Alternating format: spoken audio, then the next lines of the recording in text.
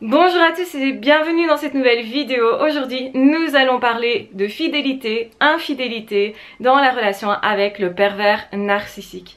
J'avais fait une vidéo justement où j'expliquais qu'un ou une perverse narcissique pouvait très bien draguer sous vos yeux, ou pas d'ailleurs, quelqu'un de votre famille, de façon à ce que ça soit humiliant, dégradant et évidemment violent par rapport à vous.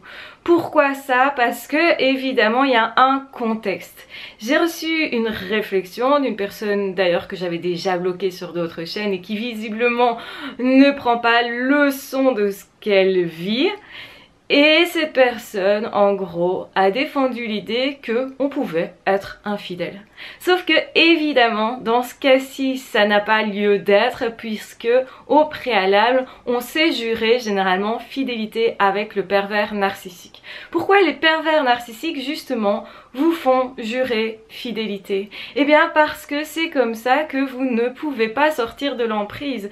Si vous vous autorisez à aller voir ailleurs, eh bien, vous avez cette possibilité de sortir plus vite de l'emprise. Aussi, effectivement, généralement, quand on se jure fidélité, c'est tous les deux.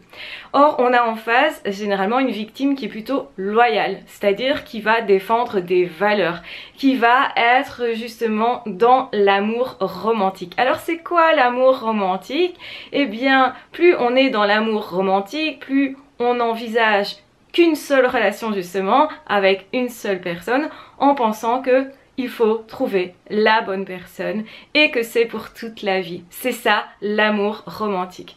Donc c'est une question d'idéal. Et ça dépend des personnes. Donc chacun a ses valeurs et ça ne sert à rien de venir sur ma chaîne d'ailleurs en disant « Ah mais tu devrais avoir d'autres valeurs ». Bah non, je défends mes valeurs aussi et donc je vous parle en connaissance de cause. Oui, dans la plupart des couples, les personnes se jurent donc fidélité. Et là, c'était le cas avec le pervers narcissique. Évidemment, quand on constate que ce qui a été mis en place et convenu à l'avance n'est pas ce qui est respecté par les pervers narcissiques, c'est à ce moment-là justement qu'il y a quelque chose qui dysfonctionne, on va le dire clairement.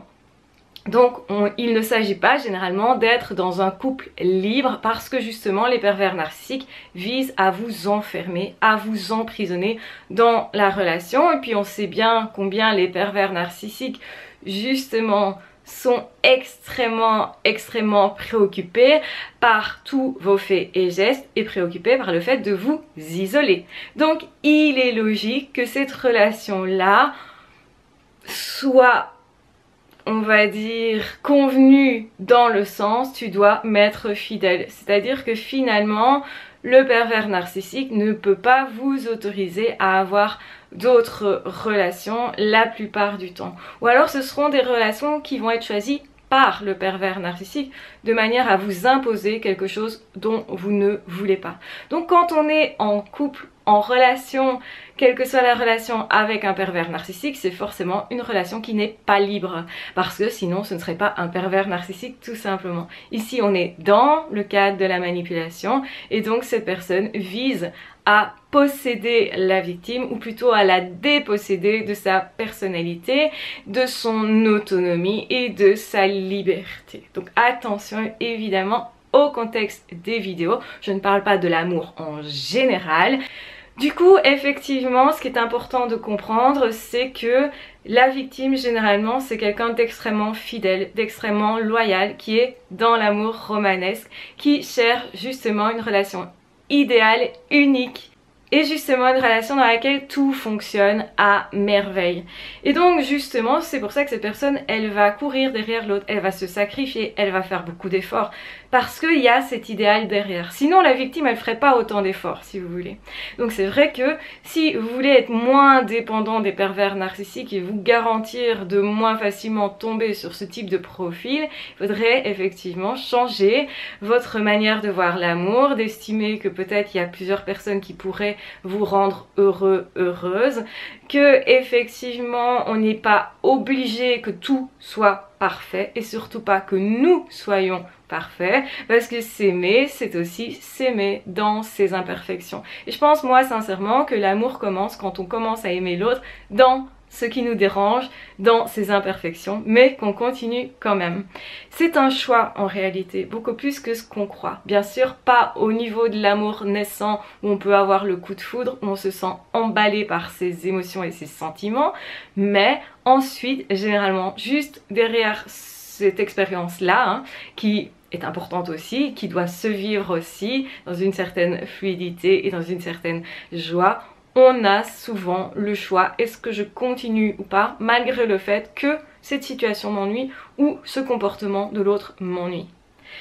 Donc ne cherchez plus à être parfait pour être aimé, vous pouvez être aimé sans être parfait et si vous intégrez ça, vous serez beaucoup moins manipulable. Souvent on est manipulable justement parce qu'on essaye de se prouver qu'on est la bonne personne pour l'autre ou on essaye de lui prouver parce qu'on court justement derrière une reconnaissance, qu'on a rarement eu, peu eu enfant ou quasiment pas eu enfant, voire pas du tout. Dans ce cas-là, effectivement, ce qui se passe, c'est que nous, on a besoin de se prouver notre propre valeur et se prouver qu'on est capable d'être aimé. Peut-être qu'on doute justement d'être une personne capable de tenir en couple, être une personne capable d'être choisie et d'être gardée. Si on doute de ça, eh bien forcément on n'est plus manipulable parce que l'autre va utiliser nos peurs. Donc moins on a de peur, plus on s'accepte tel que nous sommes, plus on est sympa avec soi-même, plus on est conscient du fait que des histoires d'amour on peut en vivre plein de différentes et de chouettes, même si ce ne sont pas les mêmes, et moins on sera manipulable. Donc bien sûr que vous avez le droit de croire que vous avez le droit de vouloir un amour quasi parfait, sans faille, etc. Mais souvent la réalité n'est pas celle-là. Donc être plus adapté à la réalité et moins à votre rêve pourrait justement vous libérer aussi de l'emprise. Donc on m'a posé aussi une autre question par un autre membre. Est-ce que tu recommanderais d'aller chercher une tierce personne pour s'échapper de l'emprise?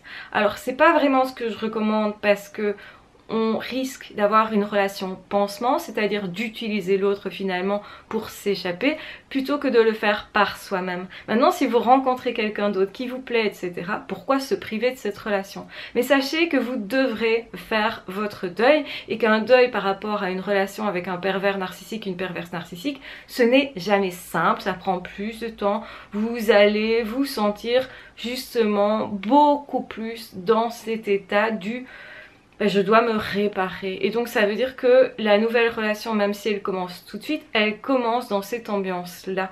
Et donc c'est pas forcément toujours idéal pour commencer une nouvelle relation. Il faut la compréhension de l'autre, il faut le soutien de l'autre, il faut aussi beaucoup de patience de la part de l'autre. Patience, voilà quelque chose que vous avez eu beaucoup avec cette fameuse loyauté de fidélité. Et évidemment, on ne peut pas ne pas parler de l'infidélité des pervers narcissiques, que ce soit des hommes ou des femmes, qui eux multiplient les relations parce qu'ils ont besoin, non pas par choix, mais parce qu'ils ont besoin, non pas pour vraiment partager avec plusieurs personnes, comme ça serait le cas d'une personne qui souhaite avoir plusieurs relations et qui est ok avec ça. Donc attention de ne pas comparer l'infidélité des pervers narcissiques avec de réelles relations multiples choisies, ce qui n'est pas du tout la même chose. Donc ici on est vraiment dans l'incapacité, quand on parle des pervers narcissiques, ils sont dans l'incapacité de construire une vraie relation avec une personne unique et de reconnaître cette personne comme étant quelqu'un de valeur et ayant une valeur particulière justement parce que cette personne elle est unique.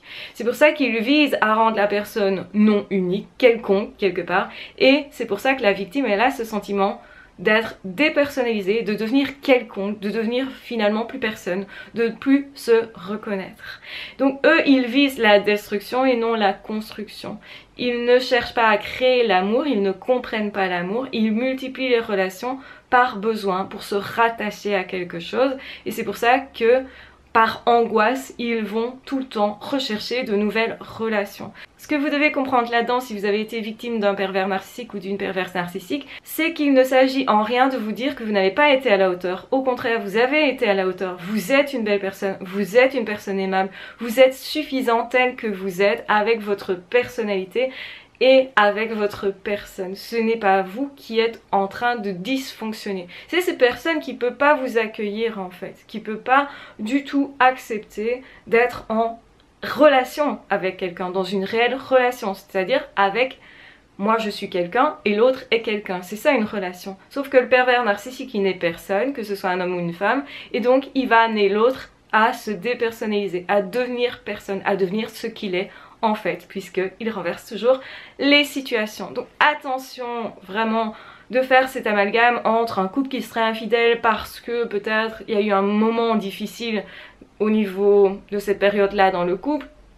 Attention de ne pas confondre justement une infidélité classique ou des couples qui seraient ouverts à d'autres relations avec un pervers narcissique qui lui multiplie les relations quelque part par obligation, par obsession, par peur aussi, par anxiété et non par envie justement de partager réellement. C'est ça qu'il faut bien comprendre. Et donc eux, ils ne regardent pas les personnes en tant que telles, ils les regardent comme des objets. Et ça c'est très très différent et c'est pour ça qu'on ne peut pas vraiment parler de relation et c'est pour ça qu'on parle d'ailleurs de perversion parce que le lien est perverti.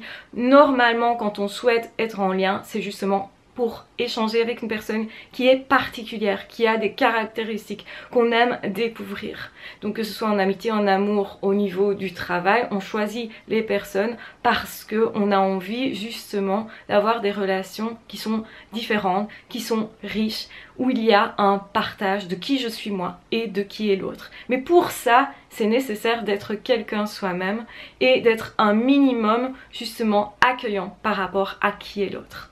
Donc voilà, je vous embrasse bien fort, je vous aime très fort, surtout prenez bien soin de vous. Et dans tous les cas, on se retrouvera très vite dans d'autres audios ou dans d'autres vidéos. Ah, ciao, bye bye!